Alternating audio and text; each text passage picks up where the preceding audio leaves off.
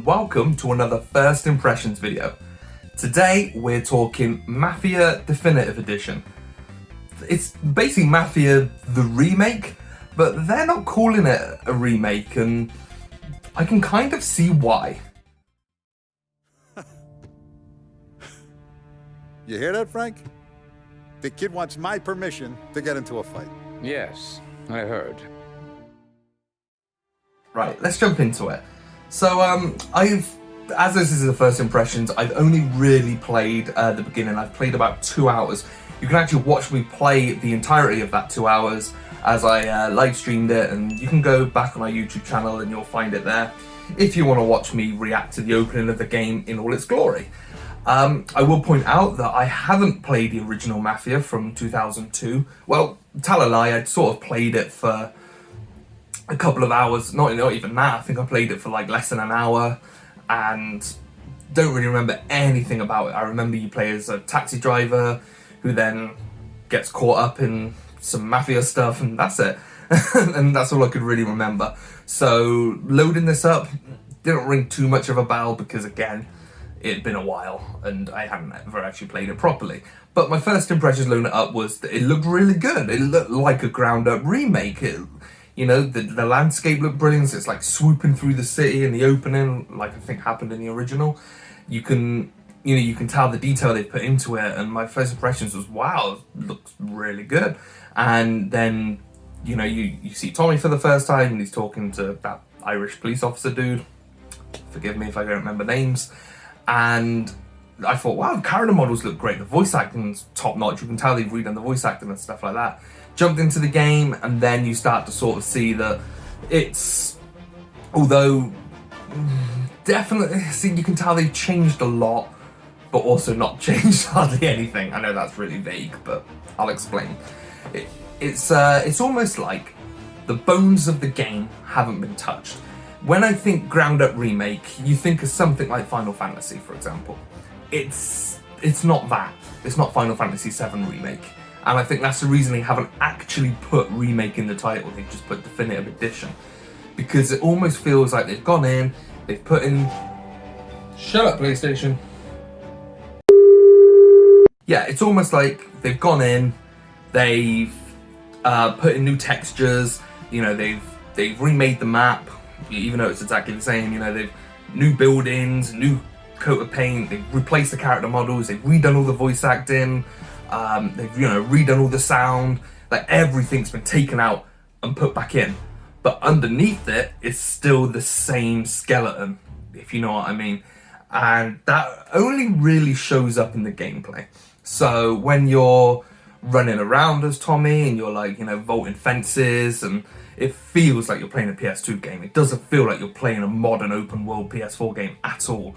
And this isn't necessarily a bad thing, because if you're wanting the nostalgia of the original one, but with the looks and the visuals and the feel and the voice acting and everything else of a modern day game, then this is what it's giving you.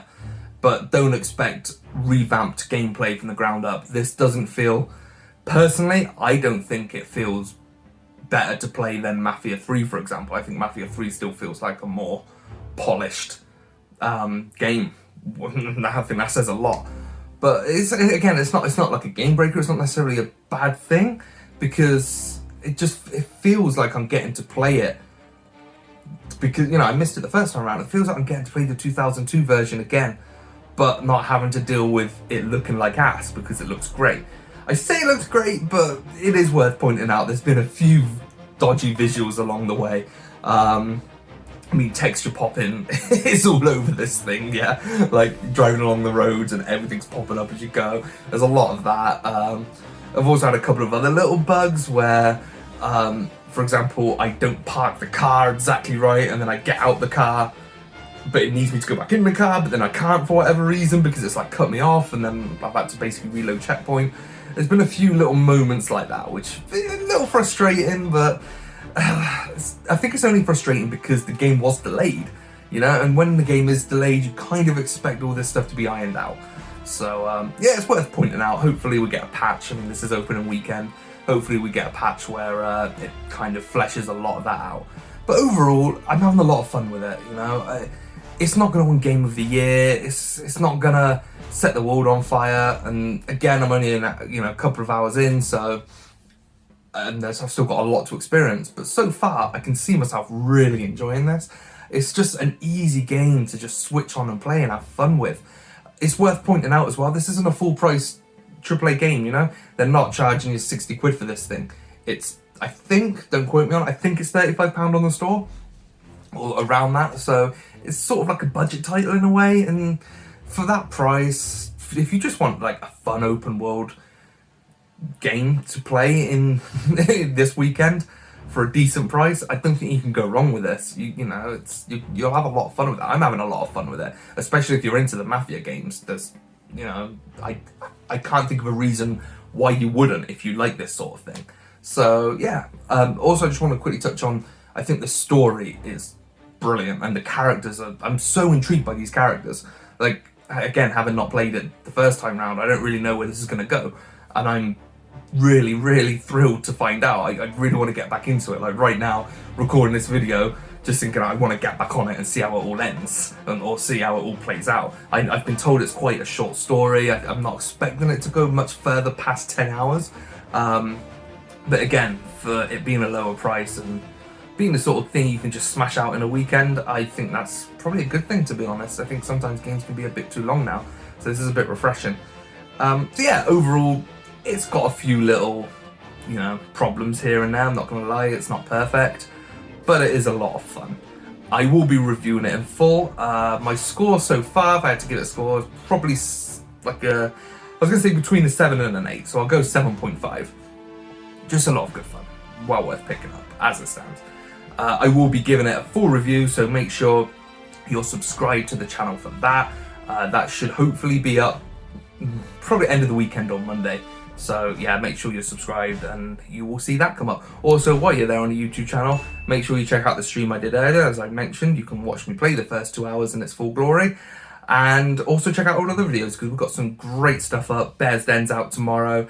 Did a flash review yesterday, which was brilliant. So yeah, make sure you check all of those out. And remember to check out the website, respawning.co.uk. We're also back with podcasts now. So if you search Respawning UK on iTunes or Spotify, or even on YouTube, because we film them now, so you can watch our beautiful faces talk all the things we talk, which this week was next-gen consoles. We talked PS5, Xbox Series X, how bad those pre-orders were, and we spoke about Bethesda being bought out by Xbox. So yeah, go check that out. A lot of fun.